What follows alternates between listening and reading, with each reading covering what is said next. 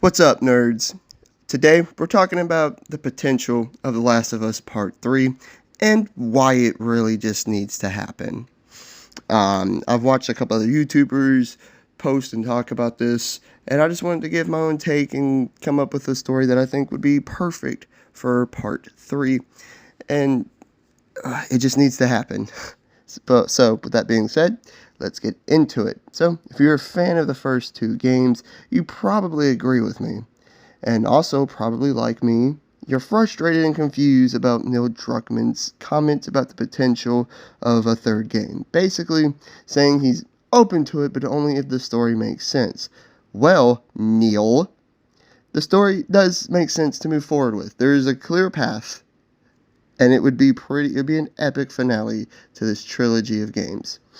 Uh, it's a very obvious direction, and I refuse to believe part two is the ending of the story. There's just so much that feels unfinished. Ellie's, Abby's, and Tommy's story arcs aren't complete. Not to mention the Fireflies. They're like back and apparently growing. To me, the final story to tell in this franchise to finish this incredible trilogy is clear.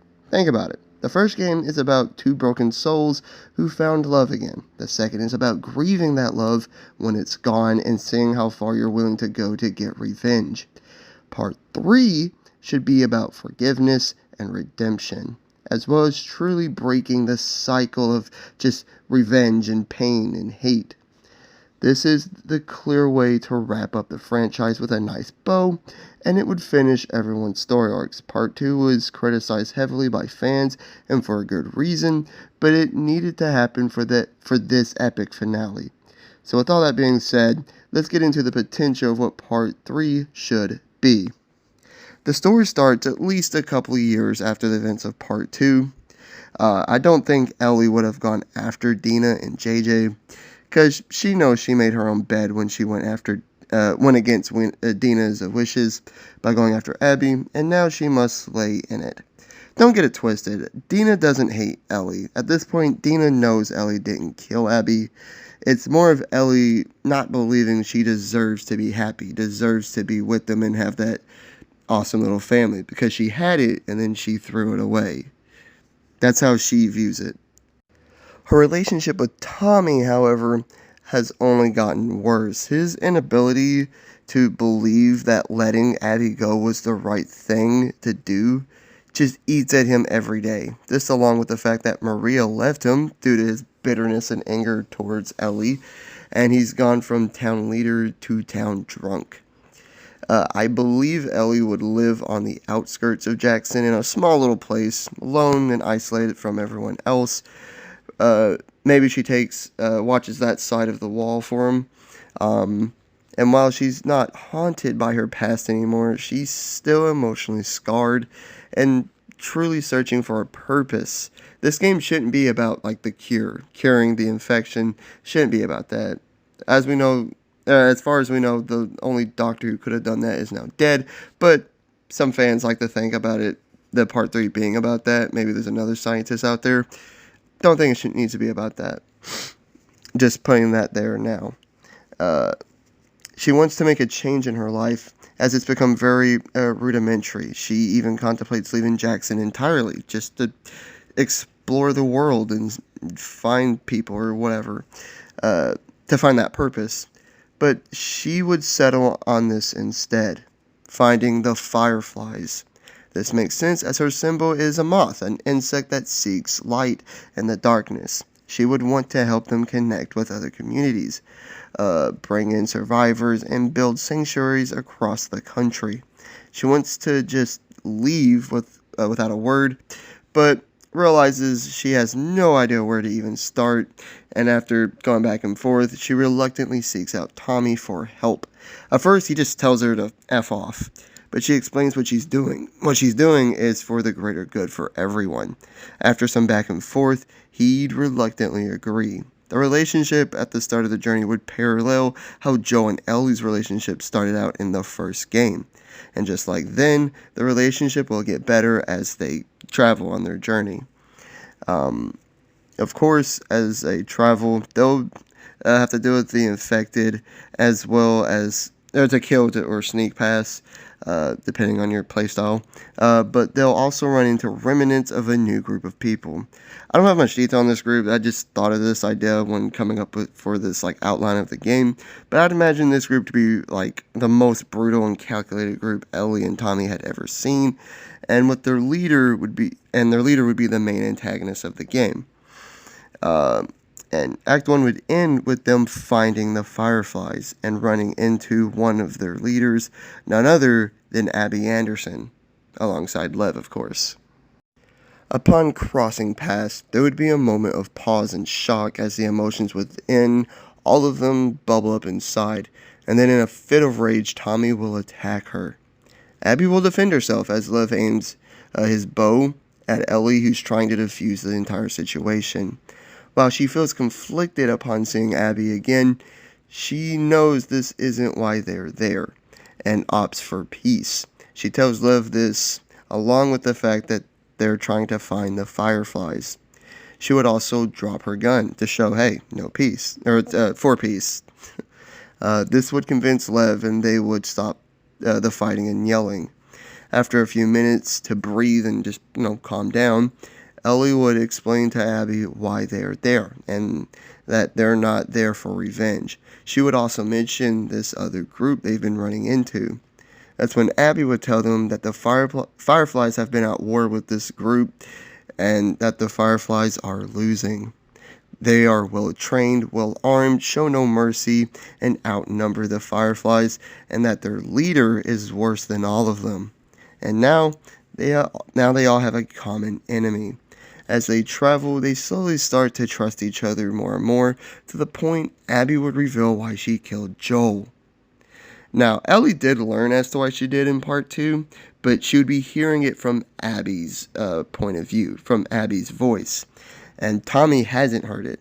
So, to hear this from her would, they wouldn't, forgive her or anything, but they would understand and can sympathize with her. Tommy then invites her and the rest of the Fireflies to come back to Jackson. But at the Fireflies' base, where they're all at, their leader would suddenly be assassinated by this enemy faction, and they would flood into the Fireflies' base. It's absolute mayhem and chaos as they try to fight back, but to no avail. There's just too many of them. This is when Ellie would get her first look at their leader, a towering man who's built like a tank. Imagine something like Beta from The Walking Dead, or maybe that guy Paulie from Season 3 of The Reacher, just a massive towering man, and for the first time, Ellie feels true genuine fear when facing a person. She, Abby, and Lev would save as many Fireflies as possible and retreat, but Tommy and some of the others would be kidnapped for questioning. The group starts heading to Jackson when Ellie tells them she's going to go after Tommy. Abby tells her she can't. While she knows the way to Jackson, the people there would never let them in, as they believe that the Fireflies are like a terrorist group. Ellie has to be there in order for Jackson to trust them. She then tells Ellie that she will save Tommy and the others. Ellie wants to fight this, but then Abby cuts her off, saying, "I killed Joel. Let me save Tommy. You and Lev lead them to Jackson. We'll meet you there." Ellie can see the sincerity in Abby's eyes and reluctantly agrees. And this would be the first time you get to play as Abby. All this time you've been playing as Ellie, now you get to play as Abby, sneaking into their base, stealthily killing people, or just causing a big shootout, until you get to Tommy. He'd reveal that they were all tortured for info. He didn't say anything, but the others had, revealing Jackson's location, and that he was the last one alive. They hurry and shoot their way out of there to catch up ASAP. Ellie, Lev, and the rest would be led into Jackson, and where she would tell Maria everything about this enemy group and that they're probably on their way. She would also have a moment with Dina and JJ. Maybe this is where they kiss or hug, or maybe they just talk briefly, but it's just like a nice moment for them. And now they're going to get ready for any and all of their defenses, all of Jackson's defenses, to ready them. Sorry, I had like a stroke or something. But suddenly an explosion destroys part of the outer wall, allowing an army of the enemy group to flood in. And now it's all-out war. Abby and Tommy show up, with Tommy staying up and on this ridge outside of Jackson to snipe the enemy, as he's still very injured from the torture. And Abby goes running in. And now throughout this fight, it's an absolute war zone, and as it progresses, we would get to switch between the 4 characters to get different play styles and point of views. You know, you play as Lev with her bow and great stealth. Ellie, because she's Ellie, she's awesome. Abby for just brute physical force, and then you get to play as Tommy, sniping the bad guys from time to time. You wouldn't be able to switch between them like in like GTA 5 or whatever, but you'd be. But as the fight progresses, the game would naturally take you and force you to switch between perspectives. At some point, fighting and running around, Ellie will find JJ alone and injured, probably with like a hurt leg or something, and she will scoop him up and carry him out. And now she has one objective: get him to safety. In a scene that's reminiscent to the start of part 1, she's carrying and protecting JJ. There's fire everywhere, explosions are happening, and Tommy covers her from afar. Meanwhile, Abby's having a final fight with the big boss, the big guy, their leader, in the middle of Jackson. It's brutal and intense, but the big boss gets the upper hand before Lev gets involved, shooting him like in the back of the shoulder with an arrow, causing him to stagger over in pain, but he's not down, only enraged. As Lev tries to help Abby, he grabs Lev and snaps his neck 180 degrees, killing him. Lev is dead. Enraged, Abby goes for him, but then gets cut off by infected that have now filled the streets of Jackson. We would then cut to Tommy, who is, covering Ellie from afar, but then he runs out of bullets. And then we cut to Ellie, who has now ran into Dina, carrying JJ out of Jackson. However, once they get out of Jackson, they fall down a snowy hill nearby, and this is when the big boss shows back up, aiming a flashlight right at them. Ellie crouched in front of both of them as Dina begs him to stop, and JJ cries. But as he's about to pull the trigger, bang! He falls over dead as Abby shot him from back at the top of the hill with a bullet to the head. With their leader dead, the rest of the enemy group either get killed or retreat, and the infected do get cleared out. Abby becomes the leader of the remaining Fireflies, like the true leader. Like, she truly takes over. They also remain in Jackson for a while to help Jackson rebuild, as well as to bury Lev and everyone else. The people of Jackson allow the Fireflies and Lev to be buried with their own. Tommy sobers up, is able to prove himself to Maria. They get back together, and he gets to live out the rest of his days in peace. Ellie gets back with Dina and gets that little family that she once had. She also forgives herself for all the bad she did in part 2.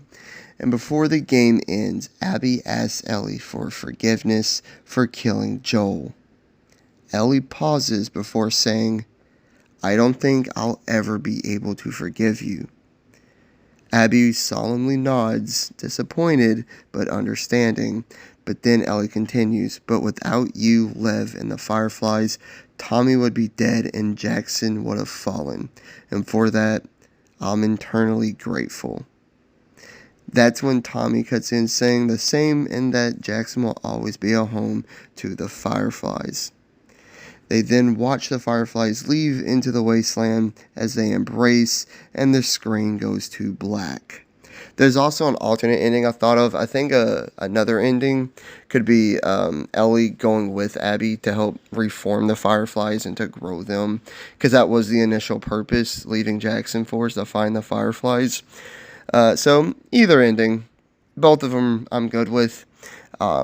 Obviously, the villains and the overall story need fleshing out, but you get the gist. This would be an epic finale to a great trilogy that would give us satisfying ending to all their arcs and to the story started in part 1. But what do y'all think? I'd love to hear your thoughts. I guess there are other ways, but nonetheless, part 3 needs to happen. Neil Druckmann, I know you're releasing the show on Max right now, but get to work, brother. Part 3, it's there. It's at your fingertips. The story is there. I don't know what it on toes to like make a video game, but like it's right there. You know what I'm saying? Like, dude, it's not. I just don't think is. You just need to do it. All right, whatever. I'm done talking about it.